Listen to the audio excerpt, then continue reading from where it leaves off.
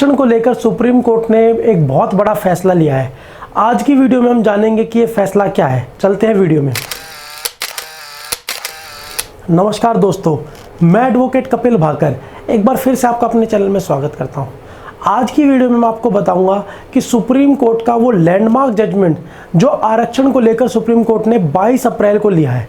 22 अप्रैल 2020 को supreme court ने एक केस की सुनवाई करते हुए अपना जजमेंट दिया और कहा है कि जिन लोगों को 70 साल से आरक्षण मिल रहा है उनके आरक्षण की समीक्षा होनी चाहिए या उनको दोबारा आरक्षण देने की ज़रूरत नहीं है। और साथ ही साथ सुप्रीम कोर्ट ने यह भी कहा है कि केंद्र को सूची बनानी चाहिए अनुसूचित जातियों और अनुसूचित जनजातियों में उन व्यक्तियों की जो एक्चुअल में पिछड़े हैं, ताकि उनको भी आरक्षण का लाभ पहुंचाया जा सके। ये ऐतिहासिक फैसला कोर्ट ने CL Prasad versus state of Andhra के केस में सुनाया है।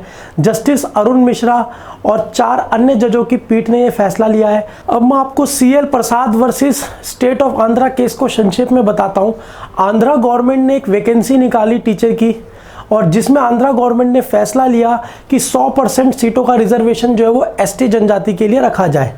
इस फैसले के खिलाफ जो CL प्रसाद जी थे वो आंध्रा हाई कोर्ट चले गए, और आंध्रा हाई कोर्ट ने भी माना कि स्टेट गवर्नमेंट का फैसला सही है। उन्होंने CL प्रसाद की कोई बात नहीं सुनी और उन्होंने भी आंध्रा गवर्नमेंट का साथ दिया और 100% रिजर्वेशन को ठीक बताया।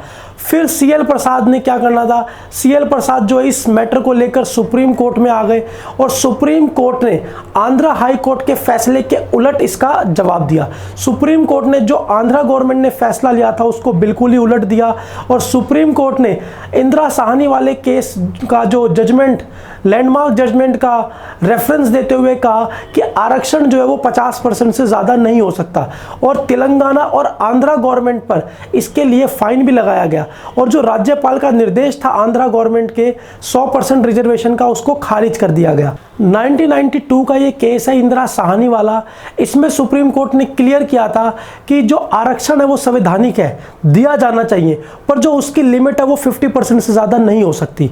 और इंदिरा साहनी वाली जजमेंट का सुप्रीम कोर्ट पहले भी इस्तेमाल कर चुकी है, जब गवर्नमेंट ने 10% रिजर्वेशन की स्कीम चलाई थी, स्वर्ण आरक्षण बोलकर, जो मोदी गवर्नमेंट ने भी रिसेंटली अनाउंस किया था स्वर्ण आरक्षण, जिसमें कहा गया था कि जो 50% आरक्षण है उससे एक्स्ट्रा 10% आरक्षण दिया जाएगा सभी जनजातियों को जो आर्थिक रूप से पिछड़े हैं। उस पर भी सुप्रीम कोर्ट ने यही जजमेंट कहते हुए रोक लगाया था कि आरक्षण संवैधानिक है, बस 50% से ज्यादा किसी को नहीं दिया जाना चाहिए। इसी जजमेंट का यूज करते हुए सुप्रीम कोर्ट ने आज भी आंध्रा गवर्नमेंट से पूछा है कि आप लोगों ने 100% आरक्षण कैसे दे दिया, जब संविधान में क्लियर है कि 50% से ज्यादा आरक्षण देना गलत है।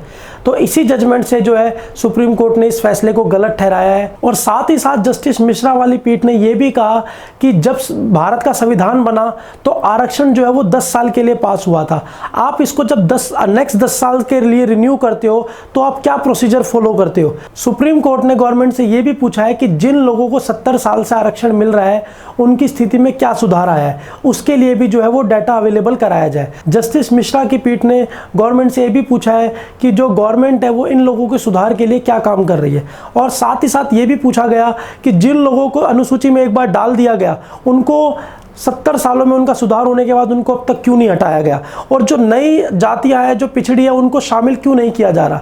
तो ये सब सवाल जो है जस्टिस मिश्रा की पीठ ने गवर्नमेंट से पूछे हैं इस केस के थ्रू। तो ये एक लैंडमार्क जजमेंट है जो सुप्रीम कोर्ट की तरफ से आई है, और इस जजमेंट के बाद मैं अगर आपको संक्षेप में बताऊं, इस जजमेंट में 2 बातों पर जोर दिया गया है।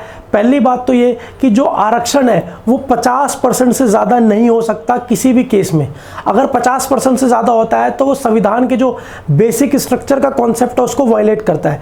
और दूसरी बात सुप्रीम कोर्ट ने ये कही है क्लियर कि जिन लोगों को 70 साल से आरक्षण मिल रहा है उनकी स्थिति में क्या सुधार हुआ है गवर्नमेंट बताए, और सुधार हुआ है तो उनको अनुसूची से बाहर निकाला जाए, जिससे नए लोगों को अवसर मिल सके, नई जातियों को, और जो पिछड़े वर्ग में जो लोगों को आरक्षण का लाभ नहीं पहुंच रहा उनको लाभ मिल सके। इस डिसीजन के बाद मैं सुप्रीम कोर्ट का और जस्टिस मिश्रा पीठ का बहुत बहुत धन्यवाद करना चाहूँगा कि उन्होंने बहुत बड़ा और बहुत ऐतिहासिक फैसला लिया है जो हमारे देश के लिए बहुत ही ज़रूरी है। बस दोस्तों, आज के लिए इतना ही।